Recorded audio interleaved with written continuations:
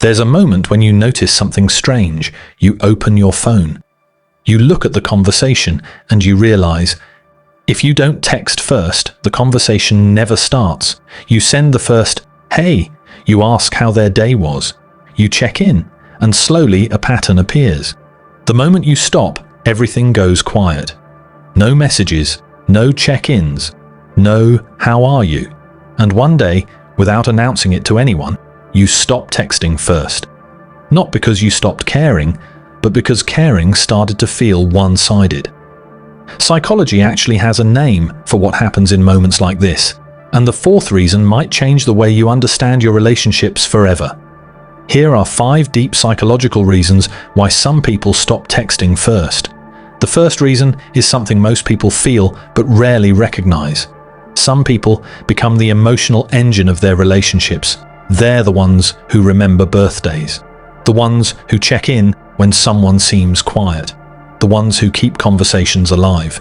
Psychologists call this emotional labor. Sociologist Arlie Hochschild spent decades studying how emotional labor works in relationships and workplaces. It's the invisible effort required to maintain connection. And when one person constantly carries that effort, something subtle begins to happen. They start noticing the imbalance. If they don't reach out, no one does. And over time, the brain starts protecting itself from that imbalance. So the person who used to text first every day doesn't suddenly become distant, they become tired. Not of people, but of being the only one keeping the connection alive.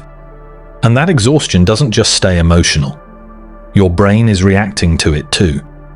In one fascinating experiment, neuroscientists placed people inside brain scanners and observed what happened when they were excluded from a simple social game. Just a virtual ball-tossing game. Nothing serious. But when the other players suddenly stopped throwing the ball to them, the brain lit up in a very specific region. The anterior cingulate cortex. The exact same region that activates during physical pain. Research by Naomi Eisenberger at UCLA showed something surprising. The brain processes social rejection almost the same way it processes injury. Being ignored doesn't just hurt metaphorically. Your brain literally treats it as damage. So when someone stops texting first, it's not always passive-aggressive behavior. Sometimes it's the brain quietly protecting itself from repeated social pain. But if your brain learned that reaching out hurts, where did that lesson begin? Psychologists have been asking that question for decades. One of the most influential answers came from a psychiatrist named John Bowlby. Bowlby developed what we now call attachment theory. His research showed that the way we experience connection as children shapes the way we approach relationships as adults. Some people grow up learning that connection is stable and safe, but others learn something very different. They learn that reaching out doesn't always lead to comfort. Sometimes it leads to disappointment or silence. And when that pattern repeats early in life, the brain builds a protective strategy. Don't rely too much on others. Don't reach out unless you have to. Don't risk the disappointment. So when someone stops texting first, it may not be about the present conversation at all. It may be an old survival strategy quietly repeating itself. But the pattern goes even deeper than behavior. Sometimes it affects language itself. Psychologists use a term called Alexithymia. It comes from Greek and literally means no words for emotions. People with alexithymia don't lack feelings. In fact, they often feel emotions very intensely.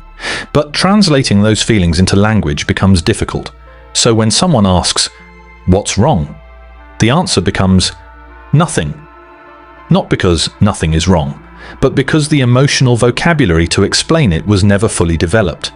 And when you don't have words for what you're feeling, asking for connection becomes incredibly difficult. So instead of explaining the loneliness, the frustration, or the disappointment, some people simply stop initiating. Not because they don't care, but because they don't know how to express what they need. But here's the uncomfortable question most people never ask. Is stopping the first text a sign of withdrawal or a sign of growth? Because psychology shows that silence can come from 2 completely different places. The first is defensive withdrawal. This happens when someone feels rejected or emotionally unsafe. The nervous system shuts down interaction to avoid more pain. But the second kind of silence is very different. It's a conscious boundary, a decision.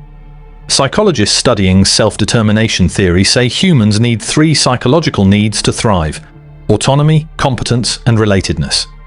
Autonomy means having control over where your energy goes, so sometimes when people stop texting first, they're not abandoning connection. They're reclaiming autonomy. They're realizing something important.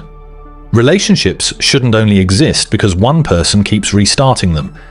So they stop pressing send, not to punish anyone, but to see who reaches back. And when you look at the full picture, something changes. You didn't stop texting first because you became distant. You stopped because your mind remembered something. Every unanswered message, every conversation you had to restart, every time you showed up and no one showed up for you. You didn't stop caring. You stopped pretending that the imbalance didn't hurt. And sometimes that silence isn't the end of connection. Sometimes it's the moment you finally discover which connections were real all along. If this video helped you understand something you've been feeling but couldn't explain, subscribe. Because there's far more psychology behind everyday behavior than most people realize. And if you've ever wondered why some people suddenly disappear from conversations completely, the psychology behind that might surprise you even more. I'll see you there.